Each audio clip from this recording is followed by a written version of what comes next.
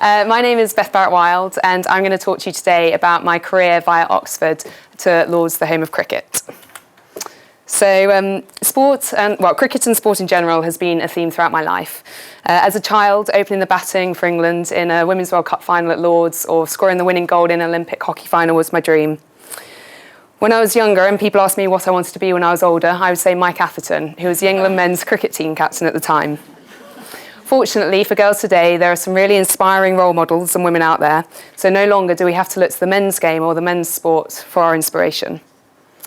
Whilst I didn't end up playing in that Olympic hockey final or the Cricket World Cup final, I've been incredibly lucky to work in international sport for the last 7 years or so. And as I'll come on to a little bit later in this talk, I feel like I've played my part in laying the platform to inspire the next generation of England women's cricketers. When I arrived at Oxford in 2005, my dream of playing for England was still very much alive. I was the first girl to be selected to join the Oxford University MCC cricket scheme, which is an elite performance programme here, and I even played a few matches for the men's Blues team during my 3 years as an undergrad. Alongside this, I was hugely fortunate to have two very supportive tutors in Lorraine Wild and Heather Viles here. They were great in fitting tutorials in around my hectic schedule. I'm pretty sure we had a few 7 a.m. ones at a certain point, and moving the odd essay deadline every now and again. And actually, I still remember meeting Heather and Lorraine for the first time in my interview. I think Heather opened with the line of, "Well, Beth, we thought we had to give you an interview today because Lorraine's surname is also Wild, and I'm also from Essex." So I'm pretty sure that's what got me the gig, but for that, I'm forever grateful. So plan A was to play elite sport. It's a risky plan because in that field, nothing is ever guaranteed. And as I got towards the end of my degree, unfortunately, things didn't look out like they were going to pan out the way that I had always hoped and dreamed. So the first challenge that I faced in my career was working out what my plan B was going to be.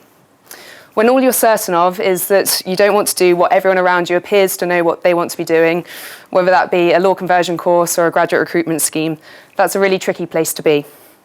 But the brilliant thing about Oxford, I found, that is if you look a little bit harder, all life is here. There are role models, diverse career options, and opportunities everywhere you look. Through the hockey club, I found the Oxford University Sports Federation and discovered that it offered a graduate sabbatical job as a sports federation president if you win an election to get there. This photo was actually taken just before Christmas when I was back in Oxford playing for my current hockey team, Tulsa and Dulwich, against the ladies Blues team. Despite having definitely lost at least 3 yards of pace, we managed to draw that game 2-2, and I think I scored a pretty good goal actually. So my first interview for that job was in a room a little bit like this, in front of probably about this many people. I'd seen friends in the hockey club go through the same role and pave the way, but I didn't know it was a role that existed or one that I would have considered having value until I saw other women doing it. It was, however, the perfect alternative to a grad scheme for me. It had more autonomy than I could have expected in a large organisation, and it gave me the opportunity to give something back to the university that I absolutely loved and in the sporting realm that is my passion. But the problem with the one-year role is it's just that. It's a ticking clock. It's 1 year. Before you know it, you have to move on.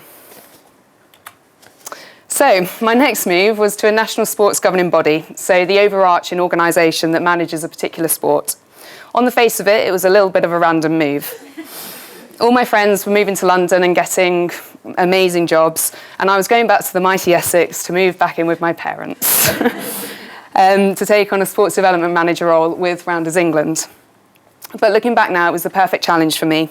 It was a brand new role in an up-and-coming organisation. They gave me a blank piece of paper, so I got the opportunity to build something out of nothing, setting up infrastructure and competitive leagues for recreational players in a sport that most of us leave behind at school.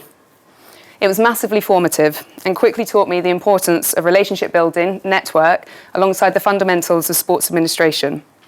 In addition to an international standards rounders umpiring qualification, which still comes very much in handy during the summer with some very competitive friends and family matches. They think they know all the rules, they really don't.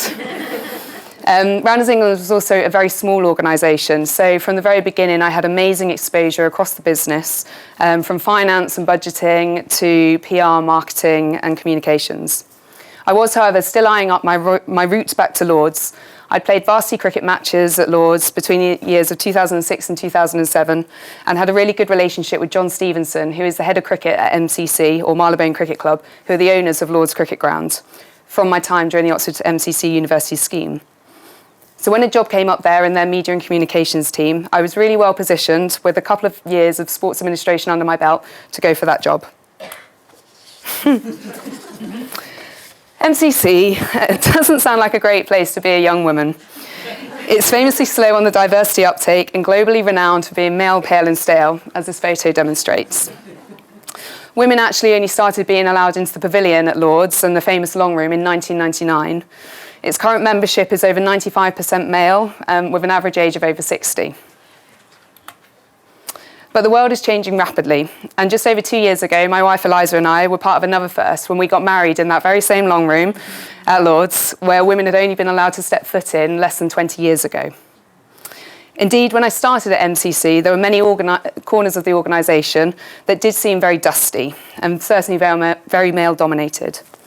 I've been in more meetings where I've been the only woman than I haven't been, but I played cricket all my life, and that has meant playing in boys' teams and men's teams from the very beginning growing up. But what I'm seeing now is a truly changing world. From MCC, I made the short move to the other end of the ground at Lord's to join the ECB, or the England and Wales Cricket Board, as the media manager for the England women's cricket team. From a Women's Ashes win in Australia in 2014 to heartbreak in 2015 and 2016 in Bangladesh and India in the ICC Women's World T20 competitions, the position took me around the world with ultimate responsibility for delivering the team's media output, promotion and engagement with the public. It was a job I absolutely loved, and I got to visit some amazing people and meet some incredible people along the way, including the Dalai Lama in India, which is the photo just here.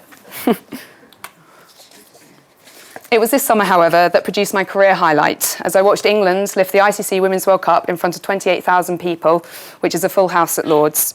It was a game-changing moment for women's cricket and women's sport in general, and one which I was really fortunate to be a part of, having taken on a tournament-specific role for the event as a strategic planning manager. Ahead of the start of the competition, we set two strategic priorities. The first, to ensure that it was the biggest and best women's cricket competition in the history of the sport, attracting record in-ground attendances and reaching a new global audience. And secondly, to inspire more women and girls than ever before to pick up a bat and ball, play the game and become lifelong cricket fans. Throughout the 4 weeks that the tournament was on last summer, I believe that we achieved just that. And the final at Lord's delivered an incredible showcase moment for the sport. When I grew up playing cricket, being the only girl in a boys' team and the only woman in a men's team, getting changed in the ladies' toilet was completely normal. That's not the same for girls anymore. And I like to think that what I have done over the last few years and the roles that I have taken on have helped to contribute to this shift. Over 45% of ticket sales for that Women's World Cup final at Lord's were to women. That's never happened before for a professional women's cricket match. The sport can now see the vast female market, the female fan, as well as celebrating the female players. Many people were really sceptical about us selling that final out, but we absolutely smashed it. It was a watershed moment for the profile of the sport, and it put women's cricket on the map. But don't just take my word for it. I'm going to show you a very short video. Okay, it still gives me goosebumps to watch that back, actually. It's really good. And so what next? Now it's all about addressing that newly opened audience. My current role is in ECB's newly formed strategy team, and my next big project is to redefine the strategy for women's cricket for the future, an opportunity to sustainably grow the game further, carved out by the success of that Women's World Cup last summer. My wife Eliza and I are expecting our first child in March, and what makes me really happy is that if we have a girl, and if she likes cricket, two massive ifs, she'll be playing a sport which is unrecognisable to the one that I grew up playing. The last few years working in cricket have been absolutely amazing. For me, the convergence of my passion and my day job are absolutely critical to my happiness. I've been working at Lord's for over 7 years now, but I've had 4 different offices working across multiple different functions. Strategy, events, PR, comms, brand, commercial, all different, all stretching, all over the world, and all adding up to a broad set of skills and a wide network. It hasn't, however, been a linear trajectory through a big organisation, so it's a long way from the grad scheme that at one point could have been an inevitability. In so many ways, Oxford gave me the perfect starting point for my career, but in particular through what we're calling a growth mindset these days. What I see it as is a healthy respect for the unknown and the ability to work really hard to climb up that learning curve when it really matters. Thank you.